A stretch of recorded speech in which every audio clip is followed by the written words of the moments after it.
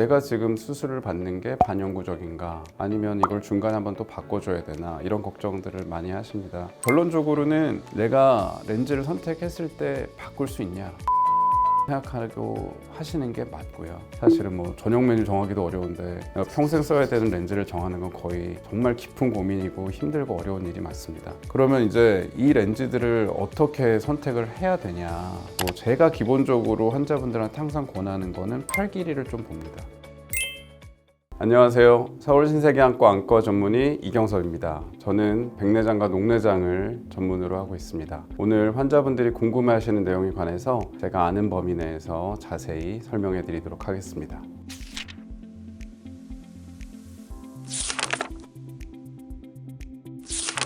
수술을 고민하면서 가장 마음에 걸리는 건 역시 렌즈 수명입니다. 한 번 삽입한 인공수정체를 평생 사용할 수 있는 건지, 아니면 시간이 지나면 교체해야 하는 상황이 오는 건지 궁금합니다. 인공수정체 수명에 대한 이야기는 진료실에서 엄청 많이 환자분들이 물어보시는 질문이고, 내가 지금 수술을 받는 게 반영구적인가, 아니면 이걸 중간에 한번 또 바꿔줘야 되나, 이런 걱정들을 많이 하십니다. 기본적으로 인공수정체는 폴리프로필렌 재질을 기본으로 해서 만들어지기 때문에 인체 내에 있던 어떤 조직보다도 오래 버틸 수 있어서 학계에서는 반영구적이다 이렇게 표현을 하고 있고, 특별한 문제가 생기지 않는 한 30에 수술을 한다 하시더라도 100세를 사신 걸 가정할 때도 전혀 문제가 되지는 않습니다. 렌즈의 역사가 이제 110년 가까이 흘렀습니다. 렌즈가 처음 만들어진 거는 유리를 갈아서 눈 안에 넣는 게 최초의 인공수정체였거든요. 유리를 눈 안에 넣으려면 눈을 너무 많이 절개를 해야 되다 보니까 인류가 발전하면서 조금 더 절개량을 좁히고 수술 이후에 회복을 빠르게 하고 안정성을 높이는 방향으로 계속해서 변화를 했는데요. 상당히 검증된 소재 위주로 사용을 하고 있기 때문에 과거처럼 혼탁이 심하게 생긴다든가 이러는 소재들은 많지 않습니다. 저희가 임상에서 쓸 때도 최소 10년 정도 경과를 봤을 때 특별한 혼탁이나 기능적으로 떨어지는 소견은 거의 발견하지 못하고 있어서, 검증된 소재의 렌즈를 사용한다면 환자분들이 크게 걱정하실 건 없는 것 같습니다.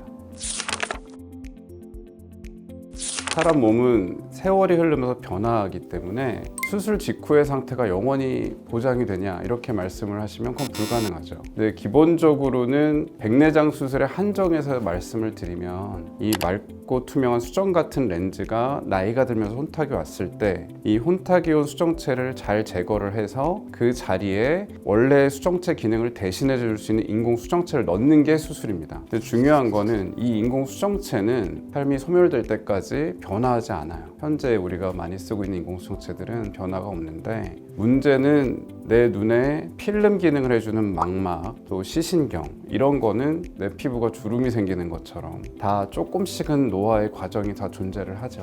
나이가 더 드시고 세월이 흐르면서 변화가 생기는 첫 번째 이유는 나의 신경 기능이 조금씩은 약해진다는 것 때문이고, 그 이유 때문에 우리가 수술 이후에 적어도 6개월에 한 번은 경과를 보셔야 되고, 조기에 다른 질환을 발견해서 적절히 잘 치료하시는 것이 가장 중요합니다. 또 두 번째는 사실 이거랑은 직접적인 관련은 없는 이야기인데, 이제 환자분들이 0.34 이렇게 보시는 상태에서 수술을 이제 잘 하시고 나면 다음날 이제 1.0을 딱 보시게 됩니다. 그러면은 저한테 그러시거든요. 아, 신세계라고. 신세계 이름 너무 잘 졌다고. 근데 그렇게 말씀하시는데 한 3개월 팔로우업을 이제 오시게 되면 예전 같지 않다고. 제가 그 말씀을 하시면 제가 항상 드리는 말씀이, 익숙해지셔서 그렇습니다. 제가 그렇게 말씀을 드리는 거여서, 보통 우리가 너무 익숙해지고 이 상태에 오래 있다 보니까 예전보다 좀 덜한가 이런 생각을 하십니다. 하지만 그거는 6개월에 한 번씩 병원 잘 다니시면서 체크 받으셔서 실제 이상한지 아닌지를 잘 보시는 게 중요하겠습니다.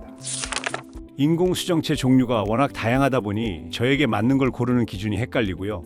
또 수술 후 나중에 렌즈를 교체할 수도 있는지 전문의 선생님의 정확한 의견을 들어보고 싶습니다. 사실은 뭐 전용 메뉴 정하기도 어려운데 평생 써야 되는 렌즈를 정하는 건 거의 정말 깊은 고민이고 힘들고 어려운 일이 맞습니다. 그래서 렌즈를 그러면 해보고 마음에 안 들면 갈 수 있냐, 이런 얘기 많이 물어보시고요. 기본적으로는 수술이든 치료든 내 몸은 하나고 나한테는 한 번밖에 없는 찬스이기 때문에 안전하고 확실한 게 제일 중요하겠습니다. 이 수정체가 껍데기가 이렇게 있어요. 낭이라고 하는데, 이 수정체 낭 안에 얇은 원판 모양으로 생긴 인공 수정체를 넣어주는 수술이 되겠습니다. 그러면 이 인공 수정체는 수정체 낭 안에서 움직이면 안 되겠죠. 그래서 수정체 낭을 꽉 채워서 움직이지 않을 수 있게 이렇게 공간을 좀 만들어서 타이트하게 채워주는 게 아주 중요해서 그게 이제 기술력이 되겠고, 두 번째는 이게 사실은 뭐 우리가 뛰거나 막 갑자기 머리를 이렇게 움직일 때 흔들흔들 하면 안 되지 않겠어요? 그렇다 보니까 한 달 정도가 지날 때는 이렇게 수정체 낭과 인공 수정체가 달라붙게 제작이 되어 있습니다. 그래서 이걸 유착이라고 표현을 하죠. 우리가 상처가 났을 때 한 2주 정도 지나면은 상처가 아물면서 흉이 지고 달라붙잖아요. 그거랑 똑같은 과정이 눈 안에서 벌어집니다. 그게 인공 수정체가 안정되는 시기를 한 달로 보는 거고, 안경이 혹시나 필요해질 경우에는 한 달 뒤에 맞춰 드리는 거거든요. 그럼 이 달라붙어 있고 유착이 되어 있는 수정체를 새로운 인공 수정체로 바꾸는 과정이 쉬울까요? 그건 아무리 잘해도 어렵습니다. 기본적으로는 우리가 한 달이 넘은, 수술한 지 한 달이 지난 환자에서는 인공수정체를 바꾸는 과정 자체는 되게 위험성이 높습니다. 따라서 한 번 선택할 때 렌즈는 잘 선택해서 그냥 웬만하면 끝까지 그 렌즈로 가는 게 정답이고, 인공수정체라는 거는 계산을 해서 넣게 되는 거거든요. 계산해서 넣는 과정에 오차가 있을 수 있고, 일단 첫 번째는. 또 두 번째는 우리가 예상치 못한 변수라는 게 항상 존재를 하죠. 사람마다 다 다르기 때문에 렌즈의 위치가 조금씩 달라지게 되면 도수가 달라져요. 그러면 이제 우리가 기대했던 것보다는 덜 보일 수 있습니다. 그렇게 되면 한 2주 정도 되는 시점까지는 지켜보고, 우리가 2주 되는 시점에도 그 오차가 참지 못할 정도로 크다, 그러면 한 달이 되기 전에 수술방에 들어가서 렌즈를 바꾸면 됩니다. 그거는 어렵지 않죠. 한 달 이내에 교체하는 수술 자체는 어렵지는 않기 때문에 우리가 수술 교체를 원하신다면 한 달 이내에 해야 되는 게 맞고, 한 달 이후에 교체를 할 때는 여러 가지 동반되는 위험성을 충분히 안내드리고 환자분들 이해를 하시고 수술을 진행하게 됩니다. 결론적으로는 내가 렌즈를 선택했을 때 바꿀 수 있냐, 못 바꾼다고 생각하고 하시는 게 맞고요. 진짜 피치 못할 사정에서는 여러 가지 위험성을 좀 감안하고 그 상태에서 필요하면, 꼭 필요하면 바꿀 수 있다. 이게 정답이겠습니다. 렌즈가 뭐가 좋냐는 고려할 게 너무 많고, 의학적인 측면에서만 고려를 하더라도 이 사람의 건조증이 얼마나 심한지, 아니면 이 사람의 시신경 상태가 건강한지, 아니면 이분의 나이가 어떤지, 이분의 생활 습관이 어떤지를 다 고민을 해줘야 되는 게 있어서, 이런 분은 이거 하세요, 저런 분은 저거 하세요, 이렇게 말씀드리기는 어렵습니다. 그러면 이제 이 렌즈들을 어떻게 선택을 해야 되냐, 뭐 제가 기본적으로 환자분들한테 항상 권하는 거는 팔 길이를 좀 봅니다. 팔 길이가 한 요 정도 거리가 나오신다고 하면 40cm부터 보는 게 좋죠. 근데 내 팔이 길어요. 이렇게 하면 한 60cm 정도도 큰 불편이 없죠. 60cm도 남자분들은 저는 또 잘 권해드리고, 또 우리 여자분들은 40cm부터 보는 게 좀 편한 경우가 많아서 그런 나이랑 연령 이런 걸 좀 감안을 많이 하고요. 두 번째는 직업이 되겠죠. 뭐 예를 들어서 도면을 엄청 잘 보셔야 되는 분이 있어요. 세밀하게 뭐를 조금 손을 보고 이러셔야 되는 분에 있어서는 단초점이 더 장점이 있죠. 다초점 인공수정체라는 거는 빛을 나눴습니다. 그럼 평균적으로는 멀리 볼 때 70%, 가까이에 30%의 빛을 나눠 쓰기 때문에, 쉽게 말해서 가까이를 양안시에서 30%의 빛으로 보니까 아주 정밀한 작업을 할 땐 불편할 수 있죠. 아주 선명한 게 아니니까. 그래서 그런 분들은 단초점이 오히려 좋을 수 있습니다. 수술의 기본적인 기법은 지난 30년간 변한 게 없습니다. 30년 전에 처음 우리가 초음파 수정체 유화술이라고 해서 초음파를 써서 수정체를 녹이는 수술법이 개발된 이래로는 큰 틀에서는 변화가 없었어요.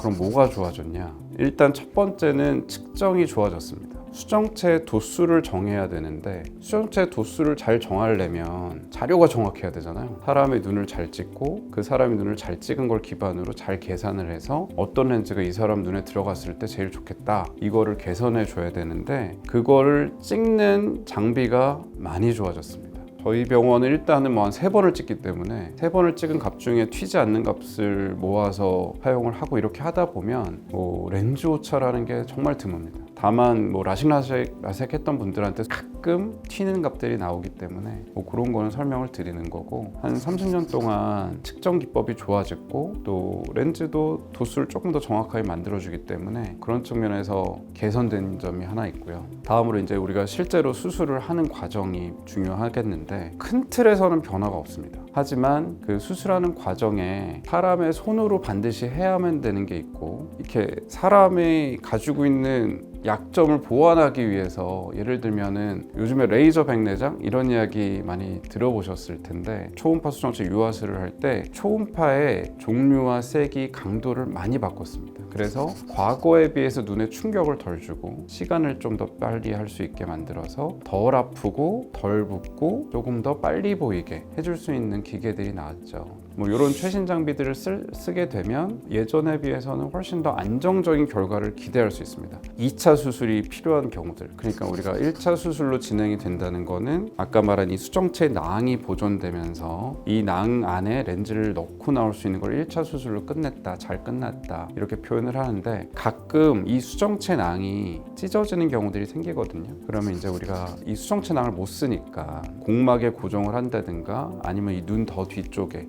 유리체를 절개를 해서 제거를 하고 2차적인 수술을 조금 해줘야 되는 경우들이 생기게 되는데, 그런 2차 수술이 필요해지는 경우의 수 자체가 과거에 비해서 많이 줄었습니다. 수술 장비가 이렇게 발전이 된 게 가장 큰 이유고요. 사람이 아무리 잘하더라도 더 편해지는 장비가 나오고 하다 보면 더 좋은 결과로 가는 길을 더 마련할 수 있습니다. 그래서 더 좋은 장비로 더 좋은 중심을 잡고 잘 해주면 아주 좋다고 생각은 하고요. 중요한 거는 그래도 여전히 아무리 좋은 자동차도 운전자가 잘 못하면 사고가 나는 것처럼 의사의 경험과 수술 횟수 이런 것도 감안을 하셔서 하는 게 중요한 것 같습니다. 병원을 선택할 때 첨단 장비 보유 여부, 의료진의 수술 경험, 사후 관리 시스템 중 어떤 부분을 우선적으로 봐야 할지 고민되네요. 믿고 맡길 수 있는 병원을 찾는 실질적인 기준을 알고 싶습니다. 아직은 의료진이 중요한 것 같아요. 많이 기계화됐고 많이 자동화됐지만 아직은 의사의 판단이 조금은 필요하고 의사의 손기술이 조금은 더 필요한 시절입니다. 아직은. 그래서 의사가 정직해야 되고 신경을 좀 써드려야 되고 환자 입장에 고민해 줄 수 있는 의사를 선택하는 게 저는 제일 중요하다고 보고요. 그러면 장비는 소용이 없냐? 장비 중요하죠. 인간의 집중력은 한계가 있기 때문에 좋은 장비로 편안하게 수술을 하면 더 좋은 결과를 얻을 수 있습니다. 그래서 사람이 제일 중요하고, 두 번째로는 또 장비도 너무 무시할 수는 없다. 저는 개인적으로 그렇게 생각을 합니다. 얼마 전 백내장 수술을 성공적으로 마친 50대입니다.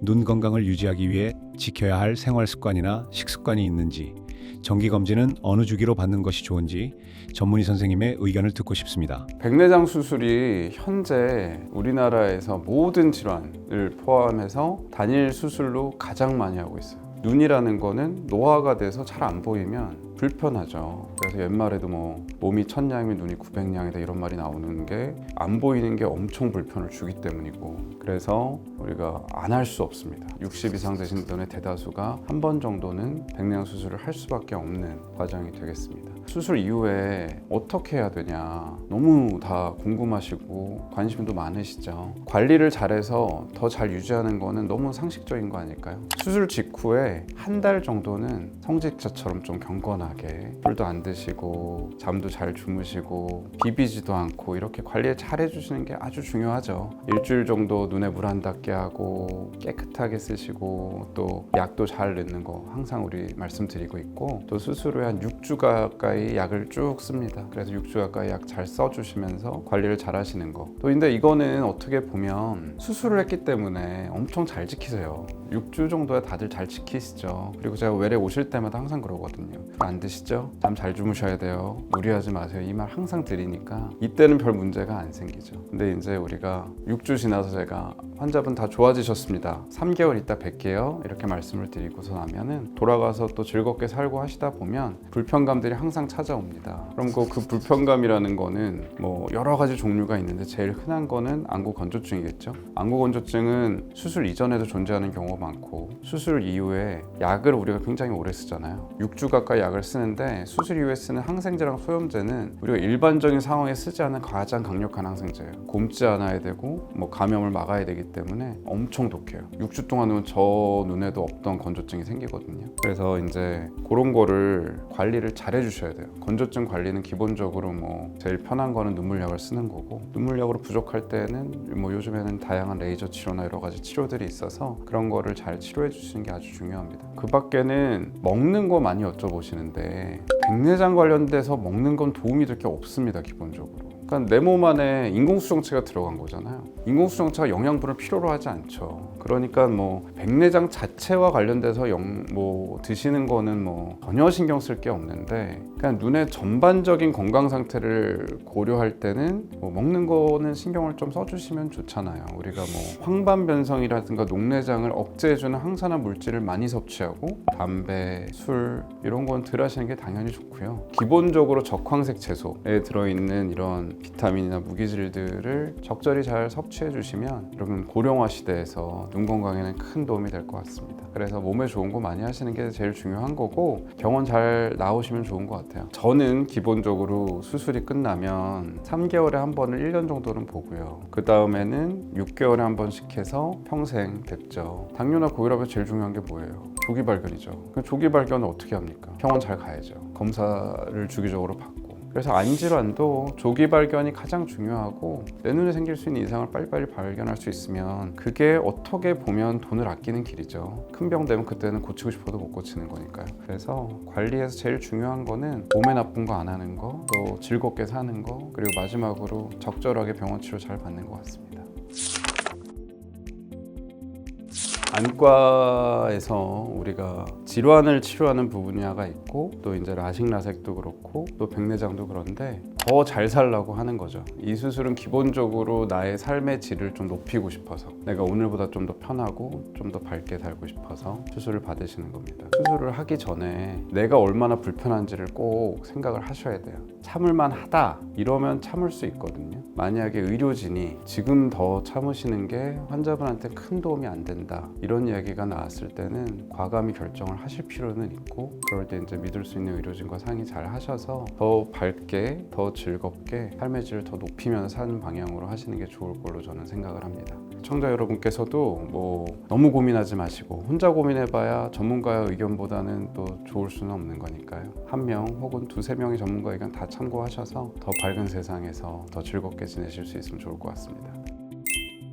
지금까지 헬스조선 공감 닥터 서울신세계안과 이경서 원장이었습니다. 감사합니다.